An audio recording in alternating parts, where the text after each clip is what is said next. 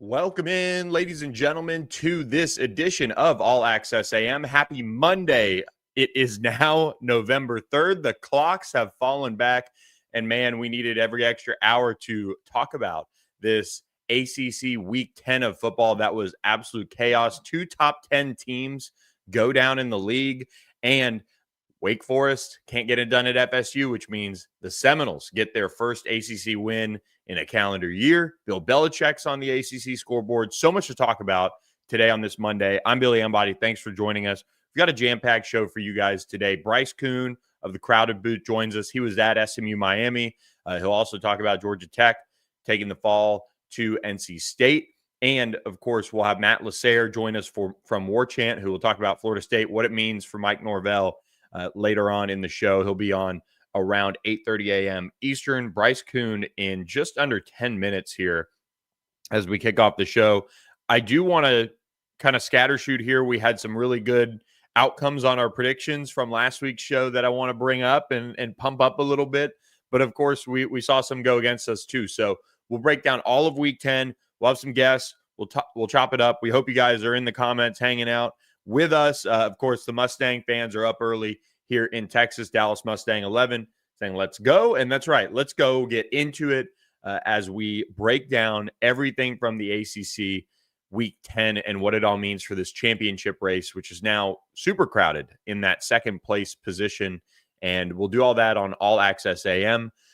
Do want to remind you guys, we're, of course, our Monday show presented by our friends at Security National Bank.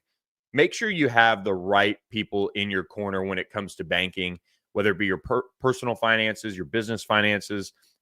Security National Bank can help you with that. Go to securitynationalbank.com, or excuse me, securitynational.bank for more information on how they can help you grow your personal finances, your business finances, your personal wealth, and more. It's a family-run business. It is a tremendous opportunity for you to look at your options and take advantage of their resources through their story. You know, years and years and years, decades and decades and decades now of being a bank for Americans that you could trust. And, you know, started in 1964 and has been around now for decades and doing everything from the customized personal services that you'd expect from a bank to helping you reach your ultimate goals, you know, for your business. So reach out to our friends at Security National Bank. Again, that's securitynational.bank for more information on how they can help you with their holistic, full circle approach to reach your financial goals.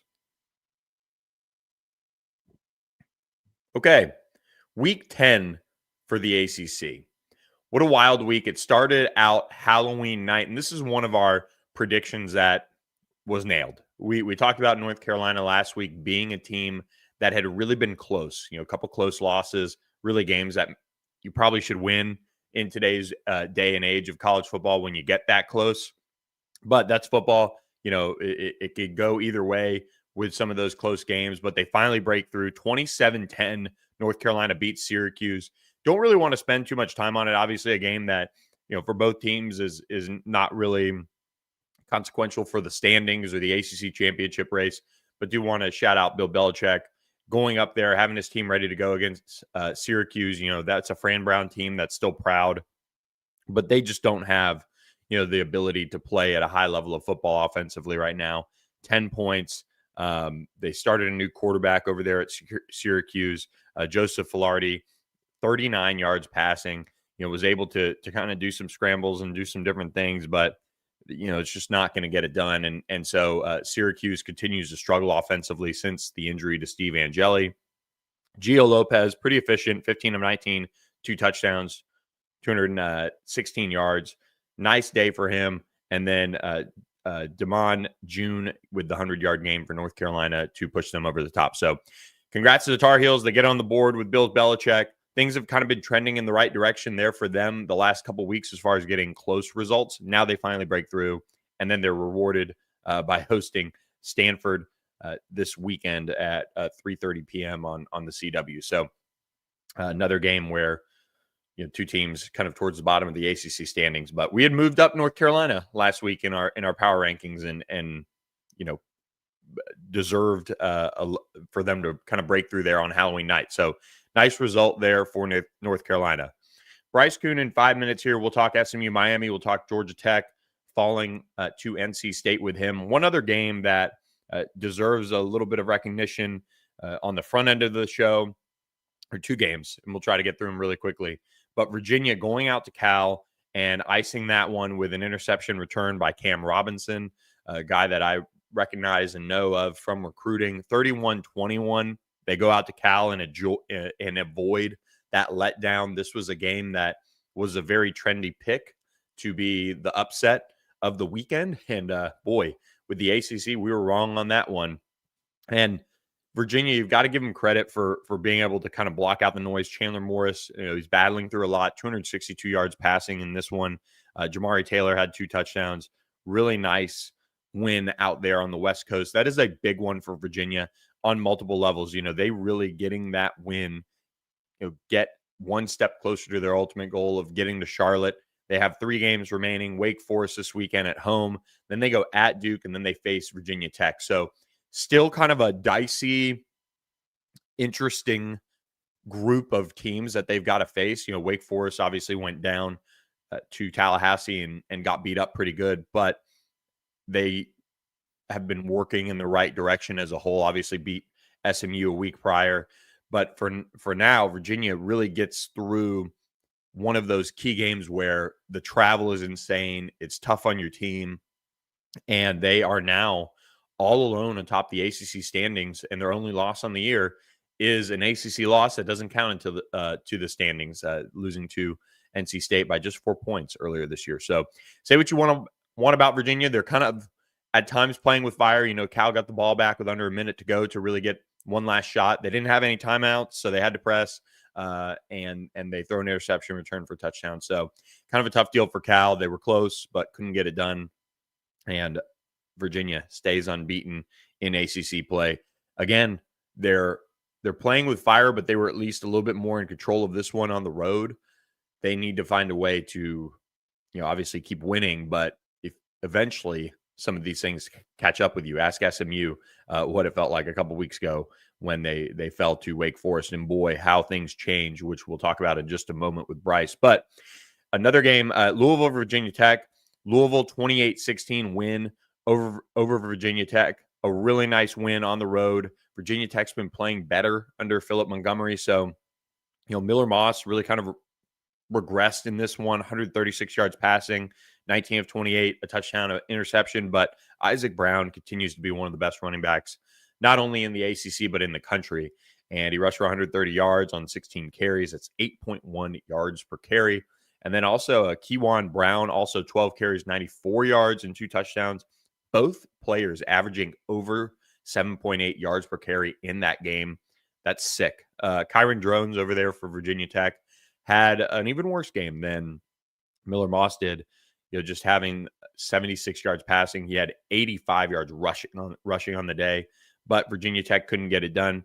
Virginia Tech did have a halftime lead, 16-7, but it was all Louisville in the second half. 21 unanswered points to take that one.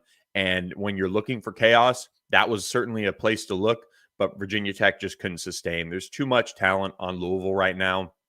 They're playing a really strong brand of football, and they now get to host Cal, which, Cal Bears, an emotional loss there at home, I'm sure, but they've got to turn around and go on the road all the way out to Louisville. That one will be 6 p.m. ESPN2 this weekend. And then they host Clemson, and then they head to SMU. They're kind of on a little bit of not a murderer's row by any means, but man, they are having to play game after game after game here late in the season. So you wonder when you get to that Clemson game, when you get to that SMU game, how is Louisville going to look from a physical perspective, playing that type of football, week in, week out. That's going to be something to keep a very close eye on as far as how, we see that all play out. I'm really intrigued to see if they can keep Isaac Brown going, keep him healthy. Can Miller Moss make the plays that you need? You got 2 games at home and you're in good shape. Overall, you've got only 3 of your last 4 being ACC games, with, of course, their season finale finishing up against Kentucky, which, was able to beat Auburn this weekend. I know that's not saying much, but Kentucky has not necessarily been this team that has really wowed people. So with that, we've kind of run down both top 25 teams, and we've talked about North Carolina finally breaking through. But now we get to the good stuff, the top 10 matchups on the weekend. Really excited now to bring in Bryce Koon from the Crowded Booth, who was on campus at SMU this weekend. Bryce, it was great to see you first and foremost. I know we didn't get too much time with the wildness of the weather on the field before game, and then what ultimately unfolded, which was a great matchup between SMU and Miami. Miami falls 26-22 Miami in overtime. Yeah, well, Billy, first off, appreciate you having me on and the hospitality from the folks out in Dallas. Man, talk about a weather switch, right? Like that was something that was crazy. We get there mid-50s, raining, a little misty, and then by the end of it, it's a beautiful Saturday fall afternoon. But yeah, no, what an atmosphere. My first game out there at Gerald J. Ford Stadium, the celebrities were out and about, and it was I think everything you would want in a big-time ACC matchup. And hey, SMU fans left happy and took a little bit longer probably to get to their cars and back to their respective places of residence. But man, they were excited, and it was just an awesome atmosphere.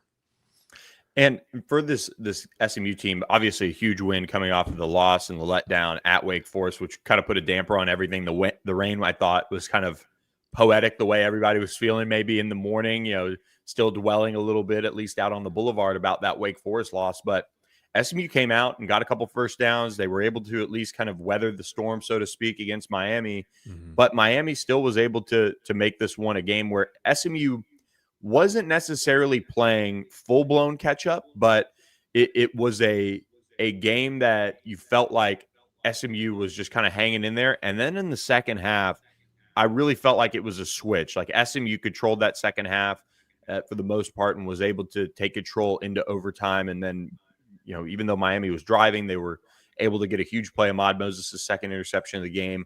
It was just a really good football game. Yeah, I think the two big things that SMU did a really good job of was, I thought they did a good job spreading the field offensively, hitting some shot plays down the field, and it didn't allow Miami to just play, hey, load up the box and let's just make Kevin beat us deep. I mean, that was one of the biggest things. He did, and he made some plays, and I think that was just a big thing for them to open up the offense. And then, Billy, I mean, you would know better than me following this team week in and week out. I just thought that the interior of the defensive line, the front seven, stepped it up a notch in that second half. Miami's offensive line came into the season. Look, you got a potential first-round draft pick, maybe top 15, top 20 pick on that offensive line. But they came into this game, and you kind of just sat there and said, hey, look, Miami is who they are. They've got some backs that can do some damage. Beck ran the ball a little bit more than I thought he would in this game, but I just thought that second half, whatever the adjustments were made, it clicked for SMU right out of the gate, and both offensively and defensively. So I think that's a hats off to the coaching staff. And I think, guys executed, but Billy, I would say that, Rhett Lashley and company, I think they out-schemed and out-coached Miami very well in that second half. They did, and I felt like, watching this game unfold, it was really one where, Kevin Jennings was hobbled at one point, came out for a couple plays. I thought, looking at his reaction coming out of that game, I thought that was it. I thought his ankle had kind of finally gave out, and he was not going to be able to return. But, man, whatever he does as far as stretching it out and getting it, re-loose, he was able to capitalize on getting back into the game. He scored on a rushing touchdown. And he was just on career high 365 yards. And if not for, two drops come to mind, but there were three that really, overall, there were two that I felt like impacted the game. Like SMU really could have probably put up 30 in regulation. They had the one on the sideline to RJ Maryland, which was perfectly placed. That was a drop. Then you had TJ Harden on third down drop one where he was the only guy out there for about 15 yards.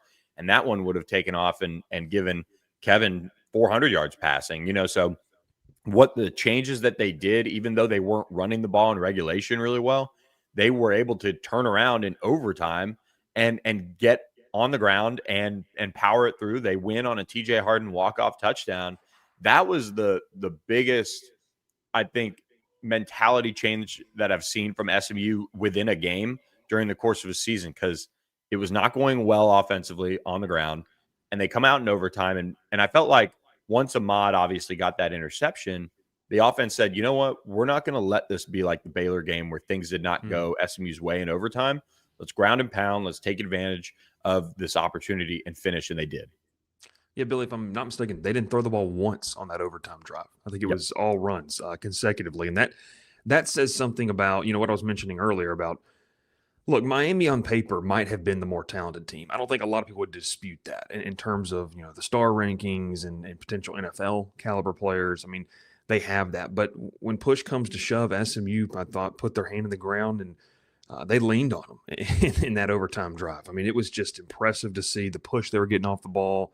I just thought that I thought in that overtime period when Carson Beck threw the interception, and I was joking with some people, and I know, look, I mean, people have got their jokes about Carson Beck in terms of what he is, but truthfully, I mean, this Miami team, if you allow them, they will make a mistake. And I don't think that's just a product of this season. I think this is maybe a characteristic of a Mario Cristobal program. Like, they just tend to make a mistake if you allow them. And so Beck throws the interception, and then you get into a point where I like how you said it. I mean, SMU's like, hey, we're not gonna be a repeat offender here. I mean, this is going to be different. And so just a total flip, I think, after halftime of what they wanted to do, how they executed. And look, man, and you know this better than anyone else, it keeps those postseason hopes alive. And there's going to be respectively some really good games. But I'll tell you one thing, that matchup against Louisville means something entirely different here in a couple of weeks out in Dallas.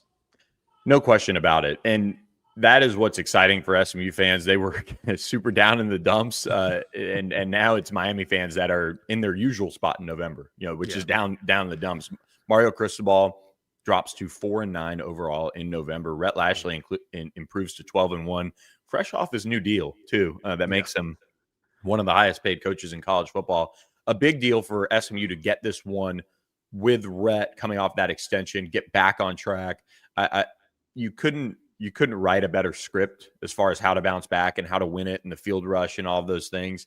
But SMU is just a team that finds a way in November. And I don't know what the secret sauce is in Dallas for that, but they've been able to find those ways. So now if they can go on the road, Boston College, red bandana game this weekend, just get out of there with a win. BC's kind of starting to play teams a little tougher. That Notre Dame game was tight, which, we'll talk about a little bit, but for SMU, they ultimately will then get a bye, and then they'll face Louisville, and then they'll have to go all the way out to Cal, which could be a little spooky. Just ask Virginia how close that was. But you look at this ACC championship race; it's now kind of been thrown into utter chaos because team that well, Georgia Tech, did not take care of business against NC State. And look, last week on the show, so 2 weeks ago, I said, Georgia Tech, this is the Syracuse game. This is dicey. I see this one being really close. Georgia Tech pulls away. They blow them out. Then I gave Georgia Tech their flowers, and I said, you know what? Prove me wrong a little bit on that. Maybe they take care of business and roll past NC State on this one and kind of blow them out. Not the case. CJ Bailey looks like a stud that he is. I think he needs a little bit more help around him, but that's another story. But Georgia Tech just couldn't overcome what NC State had going, and despite 400 yards passing from Haynes King, they fall 48-36. Yeah, I'm going to be talking about this a little bit later on my show, but I think the big key in that game was, and you mentioned this, CJ Bailey did that without some of his really good help. I mean, Hollywood Smothers is a dude in that backfield for NC State, was not available in this game. So when you look and see kind of the recipe for an upset, I've been saying this for quite a while, and I know that, to the average college football fan, they might look at Dave Doran and say, okay, yeah, he's been okay. But you're talking about an NC State program that doesn't have, an elite track record of success. But he has them, to me, as one of the more stable programs in the country. Like they've had some down years. They've had some years where they've almost made it to Charlotte for the ACC title. But, just an underrated coach, came by way of Northern Illinois. I believe it was back-to-back MAC titles before he took, the job at NC State. And he's got a quarterback in CJ Bailey that I think when you're a program like NC State and you're having to get a good eval out of high school, Bailey is a guy that you push your chips in on and you say, if this kid develops, he's the one who can take us pretty far. And, I think NC State's just a team that, Carter Finley Stadium is kind of an underrated atmosphere to play in too. Like they were rocking. And, on the other side for Georgia Tech, I think you and I talked about this the week of the Syracuse game. For Georgia Tech in this game, for me, this was a sense of you haven't played anybody who could really spread the field on you. And that to me was always the big worry. Like offensively, I felt comfortable about Buster Faulkner, Chris Winkie leading the charge, and Haynes King. Like you feel good there. They're going to give us a chance to win. But look, you got Blake Gideon, the new defensive coordinator. I think he's done a good job, but you haven't played anyone who could really pass the ball on you. And Bailey just hit you from all different avenues. And you saw, I think this Georgia Tech defense was kind of reeling a little bit early on.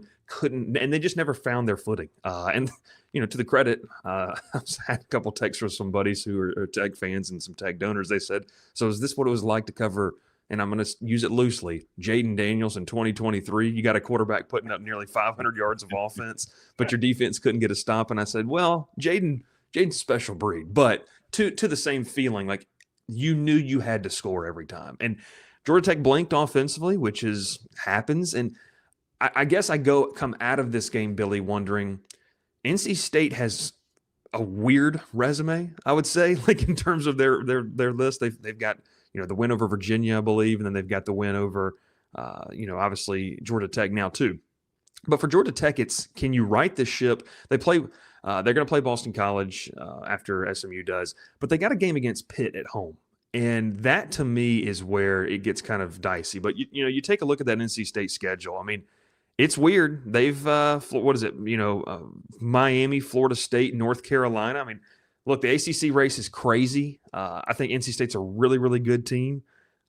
But in terms of Georgia Tech, you've got to right the ship because you've got two teams left on your schedule if you're Brent Key that can throw the ball and hit you from different ways. You've got, obviously, the non-conference matchup last game of the season against Georgia, but you got that Pitt team that looked completely revitalized after the quarterback switch. And a guy I know pretty well, Cade Bell, their offensive coordinator, he and I were down in Valdosta, Georgia together when he was under his dad, Kerwin Bell, who's now the head coach of Western Carolina. But yeah, it's man, I know, Billy, I guess you're still technically new to the ACC. We used to have coastal chaos. Now it's just complete chaos in the ACC. CJ Bailey versus Kevin Jennings. Who do you like? This is a great question. It's both players are super talented and come from big programs in big cities. Kevin obviously being from Dallas, CJ Bailey being from the Miami area, and a talent-laden roster down there when he came out. I believe there's a little bit of an age difference here. I think CJ's a couple years younger. So for him to be doing what he's doing is very impressive. Both, I think, just are really, really good players as a whole. That I think, to your point, you talked about Dave Dorian. NC State has got to find a way to really take that next step as far as building around CJ Bailey. They have some of the studs. Jaden Scott went off against Georgia Tech, but you just need to find him a little bit more help out there for him to reach his next level of consistency. NC State sitting overall in the year 5-4, 2-3. I mean, not really ideal with, I think, the talent that they have over there, but a really, really good starting quarterback that as long as they hang on to him, they're going to have a chance in just about every game. And both players really showed that this weekend. To that point, Billy, I really think it's the frustration for NC State fans last year. I mean, you had Grayson McCall that you brought in. Terrible situation with him getting hurt, but you had KC Concepcion on that team. You had a guy defensively that I get to watch every Saturday, and Tamarcus Cooley. I mean, they had a really good team that I think just underachieved, and Bailey wasn't quite ready to step in.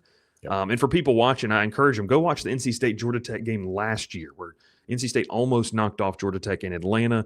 It was really Bailey's kind of coming out party where I think a lot of people are like, man, he's raw, but he has all the tools. And I'll shout out our mutual friend, not to poke fun of the ACC, but Matthew Bruni. He's dying to see CJ Bailey in an LSU uniform next year. So that's who he wants the transfer quarterback to be. But to your point, I mean, now – Bailey, I don't want to say he's necessarily a known commodity, but he's getting his tape out there. He's having the full season as a starter. That's going to be the pivotal point for that collective and that rev share over in Raleigh. Can you keep him in the fold and then convince guys to come play with him? Because, like I said, I like Dave Doran. I think they do a great job. The one knock has been you can't make it to Charlotte. That's one thing. One of the longest tenured head coaches in the ACC, I believe, right underneath Dabo Swinney. So we'll see what happens. NC State's a fun program. I saw someone, that same person, 310 in UK, said perhaps we can see in the 2026 ACC championship game Bailey versus Jennings would be quite the show for a conference championship game, that's for sure. No doubt about it. And Bryce, before we get you out of here, what does Georgia Tech now have to do as far as turning the page here? Because this is a loss that really just it hurts the ACC, especially with Miami doing what, truthfully, Miami normally does. So it's not uber surprising, but you thought maybe Miami was kind of past that. But for Georgia Tech, this is such a special season, but they can't let it be wasted on one loss that just makes it more difficult for them to make it to Charlotte. Now they've got to find a way here to rally, and of course they'll lean on Haynes King for that, but their defense has to have a gut check here as well. Yeah, they've got to get healthy. Amari Harvey, their starting cornerback, not playing in this game. Jai Gilmore, transferred from Georgia State, who is, I would say, just a pretty solid high floor player for them. But they missed that. They had a true freshman, Tay Harris, taking some significant snaps at safety. Really good football player. But Billy, like as well as I do covering recruiting, it's just a big jump. When you put a guy into the fray starting, that's just a lot for them to take in. So I think going forward, mentioning you get to reset with the bye week. You're going to play Boston College up there. That's just a weird game because Boston College is playing way more competitively than they were a month ago, maybe even 3 or 4 weeks ago. And like I mentioned earlier, you have Pitt, who ever since they've benched Eli Holstein has looked completely different. And that to me, it really sets up for, I was talking with one of the guys that helps me with my show, and we're saying, man, November 22nd is maybe a de facto playoff to get to the ACC title game. Obviously, I believe that's SMU Louisville, but it's Georgia Tech and Pitt. And those are two teams that when you start to look down the common opponent list, you've got to, I think there's just maybe 1 or 2 common opponents. So that game means a lot. That head-to-head is going to play a pivotal role. So for Georgia Tech defensively, I think they've got to find a way to create more pressure, but also stay disciplined in their pass rush lines. That was something they really struggled with against C.J. Bailey, and it was just an issue for them. But you mentioned, man, does it hurt the ACC? I think it's frustrating for Tech fans. I've seen a lot of national media say, "Is it just a one-bid league? What does this league look like now?" It'll be interesting to see, monitor it. But Georgia Tech, to me, and I'm going to talk about this later today, because of the where's your quality win? Where's your big win on that schedule? Billy, I think they've got to go 11-1 to be to no matter what happens in Charlotte, because you go 11-1, you should be there. 11-2 should get you into the playoff, but that would include a win over Georgia. I don't think you can drop another ACC game. I don't think you can lose to Georgia. I don't think you could enter the ACC title game potentially with 2 losses, lose that one, and think you can get in. The at-large bid is that path is tricky. Of course, you as fans want to say just win out and don't worry about it. That also would work as well. But yeah, that at-large bid, the path got trickier after that loss on Saturday. No question about it. And Bryce, we really appreciate all your time. Catch him on the Crowded Booth or on X or Twitter, whichever you want to call it, at Bryce, BRYCE _Koon, KOON. Bryce, thanks so much for the time, man. Looking forward to having you on in the stretch run, of course, of ACC football, closing it out here, and Georgia Tech looking to bounce back and all those things. Thanks so much, Billy. Appreciate it, man. All right, there he goes. Bryce Koon heading out for the day. Hope you guys are enjoying the show, All Access AM. We're going to be joined in just a second by our friend of the show, Matt LaSerre, but do want to tell you about briefly a new partner of ours, Sportsmo. Sportsmo is a new app revolutionizing the way college football fans support their favorite schools. Go to sportsmo.org to download the app and learn more about what they're doing in the space. Really interesting stuff on how to gamify giving to your favorite school. So check out this quick video on what Sportsmo is all about, and looking forward to playing with your favorite friends. Get on there, check out the app, download it, and just play around and see if it's something that you want to do and help support the student athletes at your favorite university. Sportsmo lets you make a more direct impact on the game because it lets you, the fans, fund your favorite college football teams in a straightforward way. In a you win and I'll give way. In a I need you to show me your running game is alive and then I'll donate way. These real-time tax-deductible microfunds lead to impact your team can feel. Every cent you send mixes with every drop of sweat they put in. Form your squad. Boost your friends when a play comes through. A new way to follow the game. And cha-ching, your favorite team. So what do you say, difference makers? Ready to power the play? Sportsmo. Download today. Let's smo. Appreciate Sportsmo for all their support. And now, as we enter the back half of the show this morning, live from Tallahassee, we go to Matt LaSerre of warchant.com, the On3 network. Matt, welcome back. Appreciate your time. I know my Tampa Bay Lightning took it to the Dallas Stars and got the win. Don't want to bring that up too much, but figured I'd volley a first shot. But look, Florida State got the shot back at this entire year of pain in the ACC on Saturday when they beat Wake Forest 42-7. What was the atmosphere like in Tallahassee for that to finally kind of break through and get that win for Mike Norvell?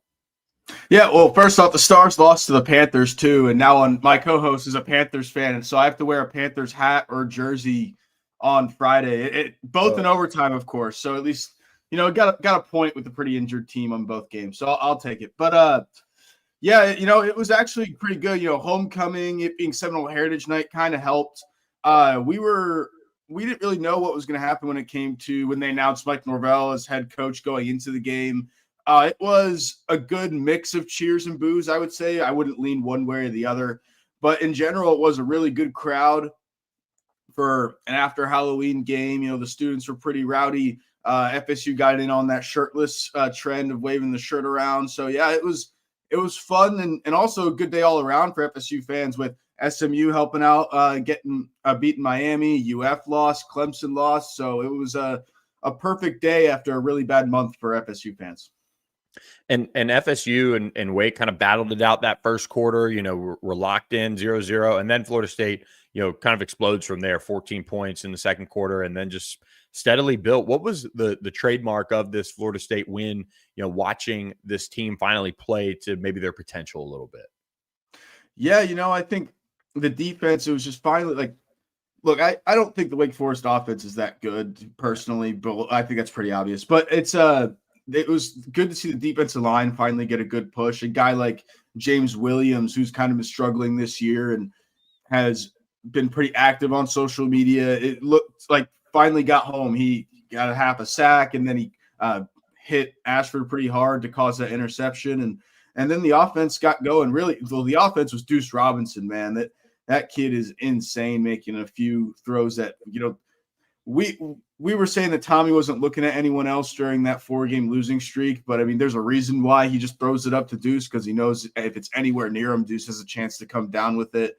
It was just kind of everything was clicking for once. What was really interesting is running back Sam Singleton got the start for the first time and got a lot of carries as well. He was a guy who we weren't really expecting to be a regular on that running back rotation this year, and he might have just won himself the job. I remember Sam Singleton coming out of high school. He's a really intriguing player, and he's steadily now worked his way in there. Kudos to him for making that happen. Like you said, was able to get in there, 14 carries, 91 yards, and a touchdown. Tommy Castellanos, efficient, 12 of 16, 271 yards and a touchdown. What clicked for him? I know you mentioned Deuce Robinson, who finished 148 yards on 5 receptions, but did you notice anything different from this Gus Malzahn offense? Yeah, it felt I guess more free, right? They felt like they were able to run it cleaner. And I think a big part of that was that Tommy had a week to heal up. It was pretty clear after that hit at the end of the Stanford game, he was probably in concussion protocol. Didn't really confirm that, but I know at the beginning of the week, at the start of the bye week, he didn't really practice all that much. So, yeah, I mean, it doesn't take a genius to figure out he got hit in the head. But it's before that, he got his ankle rolled up on a few weeks before that against I think it was either Kent State or East Texas A&M. So he finally got time to heal up and become Tommy again, run around a little more and look for stuff. And I think that was a big part of it. And I think that kind of changed the attitude of the team, knowing you have a guy under center who can go full go and can do what he normally does without any limitations. And that played a big part in it. And in general, the team got really healthy. If you look at the end of that Pitt game, they were down a lot of their wide receivers. Like Squirrel White was out. Deuce Robinson was out for the second half. Javon Boggs, freshman, is still out. So yeah, it was just good to see them get healthy and be able to go. And the offensive line probably had their best game they've had in all season. Florida State, very intriguing down the stretch. Mike Norvell, I think this win to 3-1-0 in UK's question on the live chat, I think this gives him towards the end of the season, get through it. Unless they really get embarrassed somewhere along the line. But I think the right move is probably to just, ride it out and then assess where things stand. I know we had you on a couple weeks ago and things were in a really precarious spot. That was probably when we were all kind of just waiting for something. And that was before they lost to Stanford. Yeah, that too. Exactly. And then you have the $53 million or so that's going to take to get rid of them. That's a really big albatross on this Florida State, team and university to kind of have there. But I know they want to win in Tallahassee, but I feel like Mike Norvell is safe to the end of the season. Till the end of the season, yeah. Winning out, it's a pretty interesting conversation of what'll happen if he does win out. Because if you would have asked any FSU fan, even when we talked about it at ACC kickoff, what the number was or like how many wins he needs to be able to keep his job, and if you told me 8-4, I think everybody would be happy. The issue is you went and beat Alabama, right? So it's made it this weird outlier of it's always was like, how do you get to that number? And, losing to Stanford, losing to a Pitt who's proving to be a pretty good team actually, but it's kind of made it interesting. It's just, we'll see if they win out and they win out convincingly. I think he'll keep his job. But even if they lose one game in this stretch, which, Clemson playing it, I know Clemson hasn't been great, but still playing at Clemson at night is going to be tough. Playing at the Swamp is going to be tough. And Florida State always has issues with NC State. And that one's a Friday night. Florida State always has issues on weeknight games. So it's kind of it's still going to be tough for them to win out in general. Now, but if they do, yeah, I think they have a good chance to keep their jobs. Well, and I think it's really interesting. All the losses in one-score games this year too, or one, one possession. So that's a difficult thing to kind of walk there too. I'm sure when evaluating the program, like how do you get over that hump? Maybe this sparks them. They don't have a bye week the rest of the way as well, so they're going to play 5 straight to close out November and see what they can do as Mike Norvell looks to kind of make a statement here. When you see this Clemson team coming in on the schedule next. They're reeling. This is still a tough program from the standpoint of you got to go into Death Valley. It's never easy, but man, you've got to find a way to get that one. I feel like too when Clemson is as down as they are. Yeah, it's still going to be tough, right? Because Clemson, when you're playing a brand like FSU, right? It could be. I don't want to call it a Super Bowl game, but that's a game that you can get up for. That's a game that you're like, all right, this is a rivalry. Fun game at night, Death Valley, like that's a lot of motivation to play, right? And now that, a lot of the big thing that happened this past week with Florida State was I think the players saw that statement from Alfred 2 weeks ago and were like, oh, blank, like we're close to getting Norvell fired. We need to step it up. So Dabo Sweeney saying I might get fired tonight in his press conference, that could have the same effect on Clemson going into this game, right? Most of these kids love their coaches and don't want to see them get fired, and this kind of thing will motivate them to play a little better to help them out. But in general, like Clemson's still talented. You look back to Florida State last year where everyone was like, this team is talented and one of the most talented in the country, and then they weren't performing. Like it kind of has that same feel to it, at least on the defensive side for Clemson, who's normally a really good defensive team and has probably, again, one of the most talented defensive rosters. The offense has actually done well. Tony White even said that last night, was like, yeah, they're kind of starting to get on a roll here, especially with Cade Klubnik back healthy. So, I would not be surprised to see Florida State get Clemson's best shot on Saturday night. Earl Little Jr. led the team in tackles Saturday against Wake Forest. He is just kind of that spark plug. I feel like that when he's on can really help the defense, play well and kind of play with confidence. He's got to have a big game. This Clemson passing attack, even without Bryant Wesco, is still, pretty potent. Do you think it's a good matchup? I know we're sitting here on Monday morning, talking about it, but is it one where Florida State has kind of that at least personnel advantage to maybe make this thing happen? Yeah, I think so. At least when it comes to a rover spot, and then you go to the DBs of Jerry Wilson's had a couple tough games, but Jabril Rawls has been incredible recently, other than getting hurt for the I believe he was out the Stanford game. So it was, but other than that, he's had a really good season and really come into his own. And yeah, Earl Little is a beast, man. Having his now the interception kind of came to him, but like straight to him, but it was still his 4th interception of the year, which is insane to see. You know, it would be good to see this defense step up, especially after a confidence builder of last week against Wake Forest. I would not be surprised if this one becomes a shootout, just because I feel like that's where it's trending, where this is going to be a lot of talent for this Florida State defense to stop. And they haven't had much success this year, right? You look to the Wake Forest game as probably one of their better performances, and then you go to Alabama.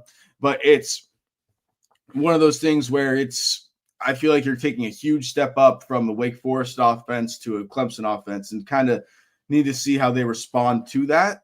So, and with that being said, I think the Florida State offense can easily keep up with the shootout in a game like this against the Clemson defense that's been struggling. So, yeah, I mean, on paper, you probably do look at it that Florida State has in terms of the defense versus the Clemson offense, Florida State probably does have an advantage there personnel-wise. But when has that ever helped Florida State, if we're being honest? Good point. Well, speaking about helping out, SMU helping out Florida State fans, just dishing a loss to Miami. You were texting me during the game. That was a wild one in Ford Stadium in Dallas, a full capacity crowd. What is the Florida State reaction to Miami? What were the message boards on War Chant like? Seeing them fall yet again in November. That Mario still doesn't know how to coach. Like, and it's in general that it's insane, man. How he finds a way to blow it every single year is like the main reaction. I was even texting some friends like, what if you're going to keep having boosters invest that much money into Miami? At what point is Mario on the hot seat now too? Because it's clear that he's the reason that keeps getting messed up, right? It's not like the players aren't performing. You're paying $4 million for a quarterback. Possibly $6 million with the incentives, but if you're not making the playoff, I don't know how much extra money he's getting now. It's man, it was crazy. I was at a RV tailgate right by my place, and they were going nuts. And it was still, that was a noon game, so we still had a few hours until kickoff. It was a lot of fun. Yeah, I texted you. I wanted SMU to rub it in a little bit more. I wanted TVD to come in at QB and run it in for that winning touchdown. And I liked the move by putting all the Miami transfers as captains. I thought that was cool. Yeah, it meant a little bit more for those Miami guys to come through. I know Romello Brinson had a Miami towel, I believe, in the locker room. So I'm sure he just picked it up off the ground in the chaos of the field storming. But SMU gets that win over Miami, continues to keep themselves in the ACC championship race. They need some help. This championship race now is wild. I know FSU obviously not involved, but the Georgia Tech loss, seeing Virginia survive, this second place group is actually playing, Georgia Tech coming off the loss, but is playing some really good football. Louisville, SMU, Pitt, among those that really come to mind. What do you see happening, as we kind of enter the month of November where people make their money, so to speak? Yeah, man, it's crazy, right? Like a few months ago, it seemed like we're going to have or a month ago, two undefeated teams in conference playing for the title in Charlotte. And now it's kind of up in the air. I've really liked Pitt recently. That freshman quarterback, and having seen him live here a few weeks ago, has been one. He's been really impressive. Probably one that might make a lot of money in the portal this offseason if he doesn't stay at Pitt. So it's that one I really like, and I know a lot of Pitt fans are advocating for game day against Notre Dame after their bye week too. Hopefully they get ranked to help them out. Georgia Tech is one, even though they did lose. Dude, NC State's weird things happen there. It's all like, for some reason, even just from a Florida State perspective, it always seems like something weird happens at NC State or Georgia Tech. So it's kind of wild to see. Personally, I hope for Pitt SMU. That's me being biased of my dad went to Pitt and growing up in Dallas. But it's Virginia's playing well too. Chandler Morris is fun to watch. It's insane. It sucks that Florida State had to lose 4 in a row and really get themselves out of it, because this conference can go up in the air, and really anybody out of those teams, one-loss teams, could win it. And I'm excited to see it play out. I'm glad you brought up Mason Heichel. To see him emerge the way he has, really good for the conference. I think the quarterbacks, the ACC really has a nice bunch of young quarterbacks. Yeah. Obviously, Cal has, I'm usually better with it. I know who you're trying to talk about. So I'm usually a lot better with it. I Monday morning tongue tie there, but Sagapatelli is still really talented. And speaking of guys that could make money in the portal, Cal's going to have to retain him. I know Ron Rivera has talked about that right away. CJ Bailey is still young. You'll have Kevin Jennings back. You'll have, some other guys back for these schools across the country. Does Tommy have another year? Is this it? So it's a complicated answer. We've heard. So I have heard that I think he is going to go for a waiver. I don't think it's the 5 for 5 thing though. So it's like, because the 1 year he burned his red shirt with Gus at UCF, I think it was. He played in 4 games, and then he had to go in last second, either in an American Conference Championship game or a bowl game. I'm not sure which it was, which was the 5th game. But now that postseason doesn't count towards those. So technically he was still only 4 in-season games, so he should be able to get that year back, theoretically. Yeah. And then also, what was I? Never mind. I forget. I had a train of thought of another quarterback, and I completely forgot about it. Gio Lopez, maybe at North Carolina. He's I know maybe he's been good. No, I forget who it was. Yeah, they got a big win up at Syracuse. Steve Angeli will be back, I'm sure. A lot of guys. Yeah, he's got to recover from that ankle, Achilles. But tough deal for Syracuse, man. They are just not the same team there, and North Carolina goes up and beats them. Well, I like the Pitt SMU pick. That's a really, really solid game for both of us. That would be fun. We'll allow it. We'll allow it. I'm intrigued to see how Louisville looks down the stretch, and of course Pitt has a really, really tough slate here. I believe now it's Notre Dame. Georgia Tech. Notre Dame, Georgia sounds Tech, right. I know Miami's on there. Miami, I believe Miami's their last game Pittsburgh of the year. So. Yep, you got it right. Notre Dame, Georgia Tech, Miami. So this is where Pitt finds out if they're real or not. I would love to say that was against Florida State, but that got proven wrong. Well, awesome. Well, You got any other key takeaways from the ACC this week? Any games that stood out to you? Not really, man. I was running around trying to get recruits and stuff. It's been a wild time. I'm glad they got the win, because it's at least something to hang their hat on and can build momentum off of this, because now it's, if Norvell finds a way to keep his job, there's so many, and obviously the one big thing with Norvell has been he can't recruit. If he finds a way to keep his job in all of this, and with all the coaches' firings, there's so many recruits up in the air now, like top recruits that, you don't really know where they're going to go or if they'll stay or not. And, he could have a chance to be the only one standing with a relationship with these kids and able to snag them up and maybe get his first top 10 class. I said that was a big thing that I was saying before the Stanford loss, was that, Billy Napier's still about to get fired. He could still pull back into these relationships, be the only one there. And then the Stanford loss happened. So it's good to have there is that avenue now to where they could shell out a bunch of money, save a bunch of money with keeping Norvell, and then get a bunch of players and recruiting that you have relationships with that now don't have a place or don't have a home. Yeah, you can turn over the roster. I mean, the way I think forward for Florida State is keeping Norvell for at least another year. Let it, you can invest, you can try to find ways to improve the roster and do different things, but between the facilities and Norvell's buyout, I mean, there's a lot of money going out the door at FSU right now, but SMU and FSU fans can at least, hold the towel up together for once since joining the ACC. That new building is crazy, by the way.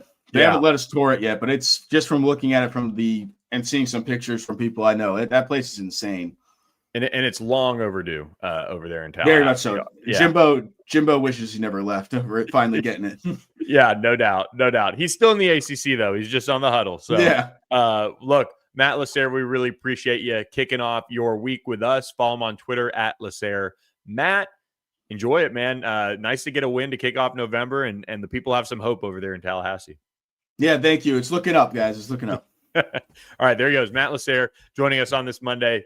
And give him a follow on X there, and let him know what you think about what he had to say about the Seminoles. Let's wind down the show here. 10 minutes to go here. We appreciate our Monday sponsor, Security National Bank, securitynational.bank. Check them out. see if there's maybe a room for you to chat with them about your financial goals and what they can do for you on that side of things, whether it be personal, business, wealth management, things like that. They've got all the tools there to help you reach your financial goals. Let's talk about Clemson Duke, a game that we had picked Clemson. Felt pretty good about Clemson figuring this one out. And man, they just could not finish the game. That is a really, really difficult loss for Clemson. I know Dabo Swinney was hot about it. He was hot about a defensive pass interference call that should have, could have, would have impacted the game. But, look, Clemson falls 46-45, and Manny Diaz gets a signature win for that program. 5-3 overall, 4-1 in ACC play, and for Clemson, 3-5 overall, 2-4 in the ACC. Clemson has to beat 3 of the 4 of Florida State at home, Louisville on the road. They've got Furman, so just assuming you should get to the 4th win, and then you go at South Carolina. Really difficult road for Clemson to reach bowl eligibility. Just shocking overall. The ACC fined Dabo Swinney $10,000 for ripping the officials, and just he said, quote, "Some critical penalties. I don't even know what to say about the last call. Y'all saw it. It shouldn't come down to that. We had plenty of opportunities to win the game, but that's one of the worst calls I've ever seen in a game ever in my entire coaching career, ever." So Dabo Swinney really hot about that one. It was a kind of a tangled up play from Duke, heading into the end zone, and the penalty set up 1st and goal from the 2, which allowed Duke to score, and then they converted the 2-point conversion that gave them the 46-45 win. So Duke gets, like I said, a signature win. Dabo Swinney continues to show why things have to change there. Tom Allen's defense, 46 points. The offense finally comes alive with Cade Klubnik back, but they just can't figure it out. And that's been the story of Clemson all year long. Cade Klubnik, 27 of 36, 385 yards, 2 touchdowns. That should be good enough for you to win a football game. They got Adam Randall involved, two touchdowns from him, 5.6 yards per carry. Darian Mensah, though, I don't want to say finally, but really finally shows why he's worth all the money. Quarterbacks have to win you. They really have to will your team to wins. And like Darian Mensah, what he got in the offseason from Duke, he hasn't necessarily lived up to it. Sitting at 5-3, it took him a minute in non-conference play, losing to Tulane, losing to Illinois, and then, of course, losing to Georgia Tech. But Darian Mensah, having the game he had, 27 of 41, 4 touchdowns, 0 interceptions. It wasn't the most explosive, performance, but Nate Shepard, continues to kind of compliment him. 13 carries, 60 yards. Duke was just able to make, the plays that were needed to win the game. And when you let teams hang around, that's what happens. And despite Clemson going up, coming back from down 21-14 to go up 28-21, and then taking a lead 38-35, they were up 35-28 at one point, 45-38 with 10 minutes to go in the 4th quarter. They just can't close it out. And that's the issue for Clemson right now. Even that SMU game, they kind of put themselves in position to come back and maybe get the ball back, but their defense, flounders and doesn't really give the offense a shot. SMU went down the field and controlled the clock the rest of the way. So a difficult loss for Clemson, but at this point, they are who they are. You can't give them any more credit. I certainly can't. That was a Duke Clemson game that I really felt like Clemson would break through, and coming off this and getting Cade Klubnik back into the fold, but they were unable to do it. And Duke gets a critical win to stay in the ACC championship race at 4-1 overall in the league. That is 1, 2, 3, 4, 5 teams that are tied for 2nd place in the league now. Do want to head up or over to the West Coast to talk about Pittsburgh, heading up to Pittsburgh, talk about Mason Heinchel.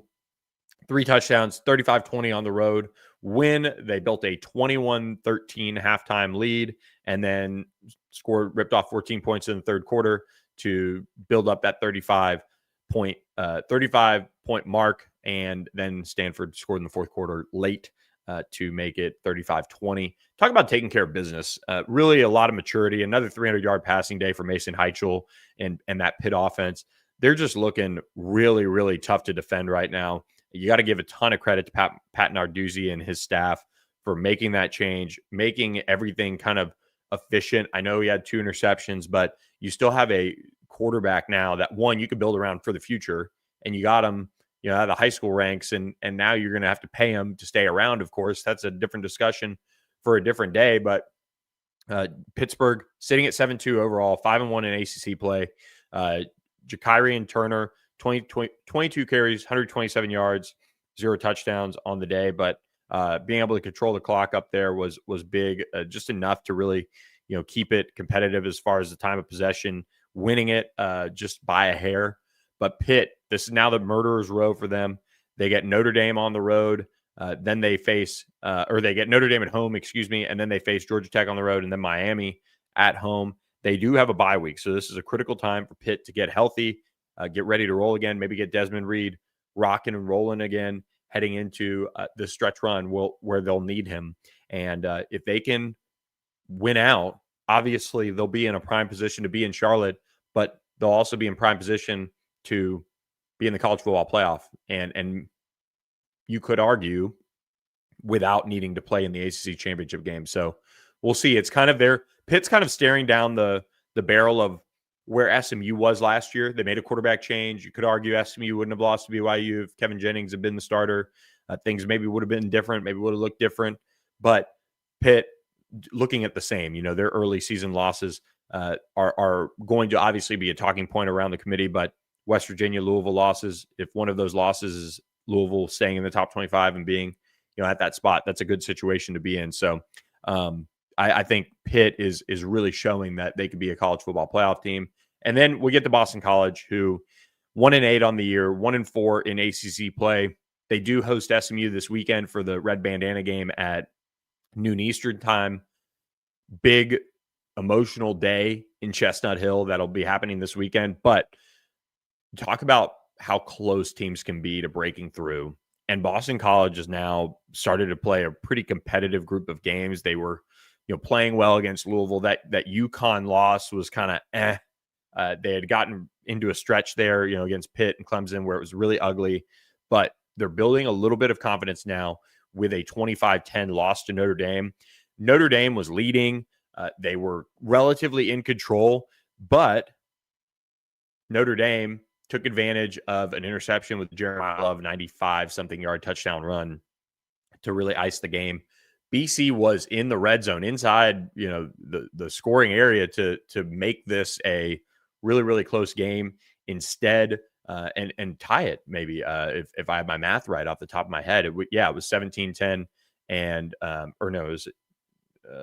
math is a little bit maybe off on that, but let me see if I can pull it up. But BC unable to finish the drive. They throw an interception. It was 18-10 was the score. So they had a chance to, get that score and tie the game with a 2-point conversion, but instead they throw an interception, and then Jeremiah Love rips off the 94-yard touchdown run to ice it for Notre Dame. They escape Boston College. That can be a game that maybe they feed off of. Maybe they use it as motivation and say, hey guys, we're close, kind of like North Carolina has the last couple of weeks, and finally break through. It would be a monumental loss for SMU. But SMU's last dramatic win was Clemson. They lose at Wake Forest, and then they bounce back with the win over Miami. Now they're going to have to take care of business, not let what happened at Ford Stadium in Dallas. SMU's got a long road trip up to BC, and the Eagles coming off a game where they can maybe have a little bit of confidence in themselves to obviously play with SMU. And we'll see what happens. But SMU is going to have to show their maturity to stay in this ACC championship race. But kudos to Bill O'Brien for having his team ready to go against Marcus Freeman's squad. That is a game that really won't ever be talked about if Notre Dame is still in the college football playoff world. It just will be glossed over. But really should be used as is Notre Dame actually that good? But their 2 losses are really, really good. Of course, Notre Dame's 2 losses, being to Texas A&M and Miami. That Miami loss, I'm sure, will still be talked about as a good one. And as long as Miami finishes out the season the way they at least are capable of. So With that, guys, we're going to wrap up this edition of All Access AM. Really appreciate you guys in the chat. Let's take a couple questions here to round things out, though. 310 in UK. Does big SMU money try to convince Malachi Tony to come west? As much as it'd be fun to see Malachi Tony in this SMU offense, I think he's kind of a Percy Harvin type of guy. I don't think he's leaving his home area, let alone his home state of Miami, to come to SMU. But man, it'd be fun to watch. But SMU does have Ymir Knight coming back next year. They've got some young receivers they're excited about. So SMU, I think, portal wise in the future, they'll have to invest again in the defensive line, which is now playing some really good football, and plug some holes maybe on the offensive line. They'll have to plug some secondary things.